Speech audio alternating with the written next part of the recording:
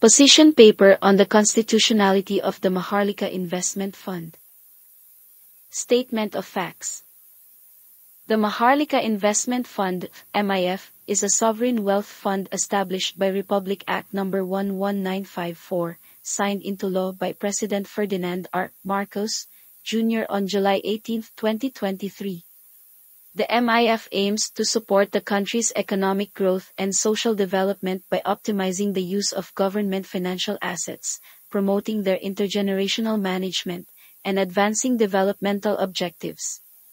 The MIF has an authorized capital stock of 500 billion pesos, of which 375 billion pesos are common shares available for the subscription of the national government, its agencies, or instrumentalities, government-owned or controlled corporations, GOCs, or government financial institutions, GFIs. The remaining 125 billion pesos are preferred shares available for the subscription of the same entities, as well as reputable private financial institutions and corporations.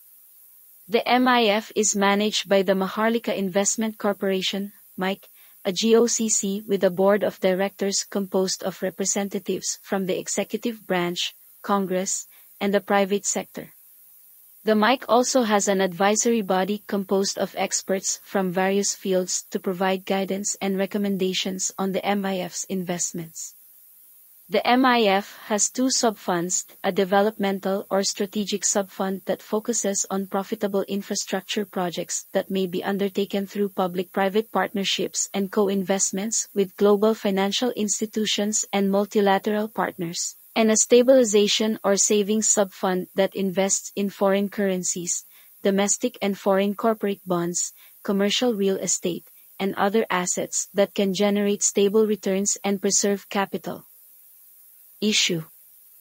The issue to be resolved is whether or not the MIF is constitutional.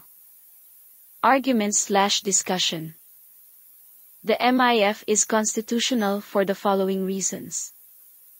1. The MIF is aligned with the principle of social justice. The MIF is not a tool for enriching a few at the expense of many, but rather a vehicle for advancing the country's long-term development goals and addressing social issues such as poverty reduction, job creation, infrastructure development, environmental protection, and digital transformation. The MIF's developmental or strategic sub-fund invests in key sectors that provide ripe opportunities for local and foreign capital to directly participate in and benefit from the country's economic growth. The MIF Stabilization or Savings Sub-Fund invests in assets that can provide intergenerational benefits for future generations of Filipinos, principle of intergenerational importance.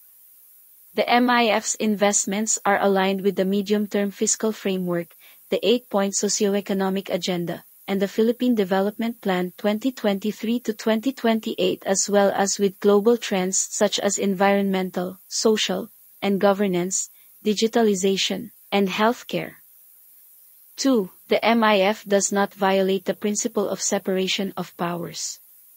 The MIF is not a usurpation of legislative power by the executive branch, nor an encroachment of executive power by the legislative branch.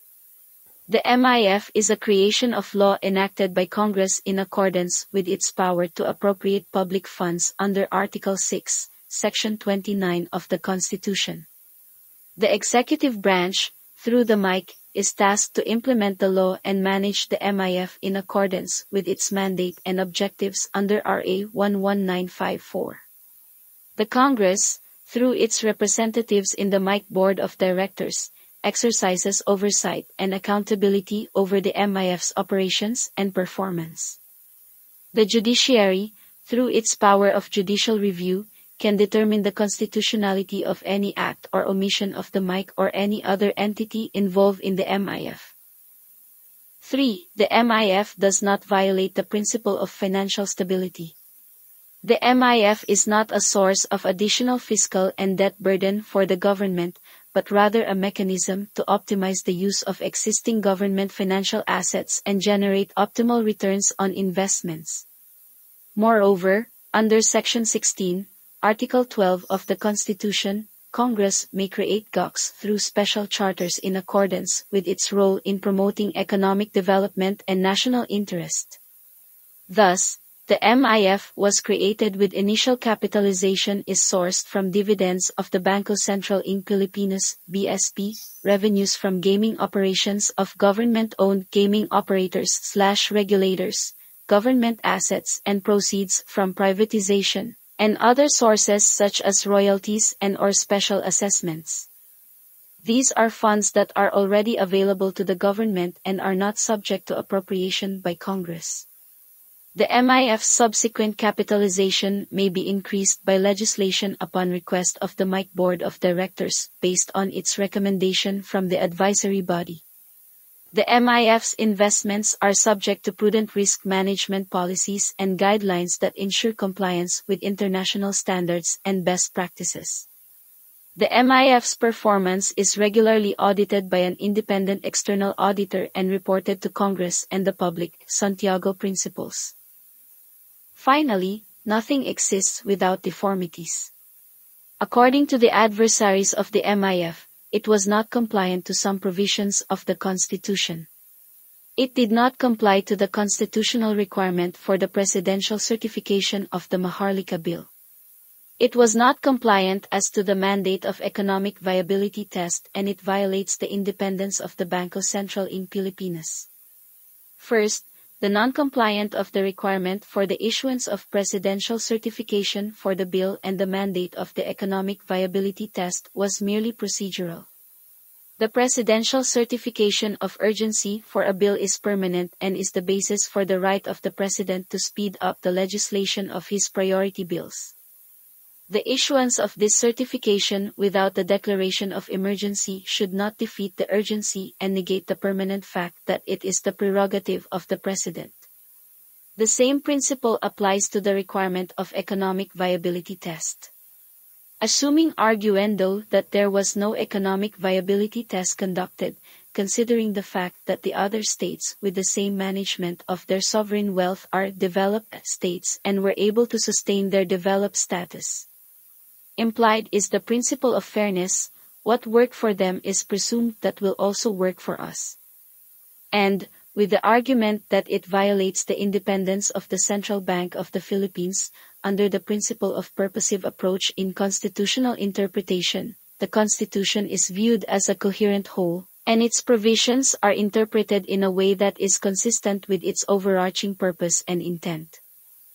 In this case, the Mutual Investment Fund did not interfere with the autonomy of the Central Bank of the Philippines. Instead, it worked with the Central Bank of the Philippines to deliver what the Constitution promised to the sovereign Filipino people: to build a just and humane society, and established a government that shall embody our ideals and aspirations, promote the common good, conserve and develop our patrimony, and secure to ourselves and our posterity the blessings of independence and democracy under the rule of law and a regime of truth, justice, freedom, love, equality, and peace.